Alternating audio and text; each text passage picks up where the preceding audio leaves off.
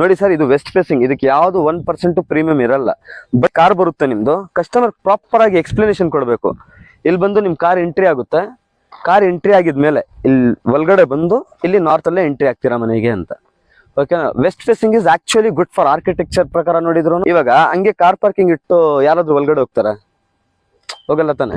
ಅದಕ್ಕೋಸ್ಕರ north facing entry ಆಗುತ್ತೆ. So customer can save 5% premium. East ತಗೊಂಡ್ರೆ, ನಾರ್ತ್ ತಗೊಂಡ್ರೆ ಕಸ್ಟಮರ್ 5% ಎಕ್ಸ್ಟ್ರಾ ಕೊಡೋದಿರುತ್ತೆ. ಕಸ್ಟಮರ್ ಕೇಳ್ತಾರೆ ಯಾಕೆ ಅಂತ, ಏನ್ ಹೇಳ್ತೀರಾ? 5% ಯಾಕೆ ಎಕ್ಸ್ಟ್ರಾ ಅಂದ್ರೆ ಬಿಕಾಸ್ ಆಫ್ ಡಿಮಾಂಡ್. ಏನಾಗಿದೆ ಅಂದ್ರೆ ಎಲ್ರು ಬರೋರು ಎಲ್ಲ ನನ್ಗೆ ಈಸ್ಟೇ ಬೇಕು, ನಾರ್ತೇ ಬೇಕು ಅಂತ ಹೇಳಿದ್ರೆ ಇದು ವೆಸ್ಟ್ ಏನ್ ಮಾಡೋದು? ವೆಸ್ಟ್ ಮತ್ತೆ ಸೌತ್, ಕರೆಕ್ಟ್ ಅಲ್ಲ? ಸೊ ಅದಕ್ಕೋಸ್ಕರ ಏನ್ ಹೇಳ್ಬೇಕಂದ್ರೆ ಬಿಕಾಸ್ ಆಫ್ ಡಿಮಾಂಡ್ ನಾವ್ ಏನ್ ಮಾಡ್ತೀವಿ ಅಂದ್ರೆ ಒಂದ್ ಪ್ರಾಜೆಕ್ಟ್ ಅಲ್ಲೇ ಬೇರೆ ಡೆವಲಪರ್ಸ್ ಏನ್ ಮಾಡ್ತಾರೆ, ಪ್ರೈಸಿಂಗ್ ಡಿಫ್ರೆಂಟ್ ಇಟ್ಟಿರ್ತಾರೆ.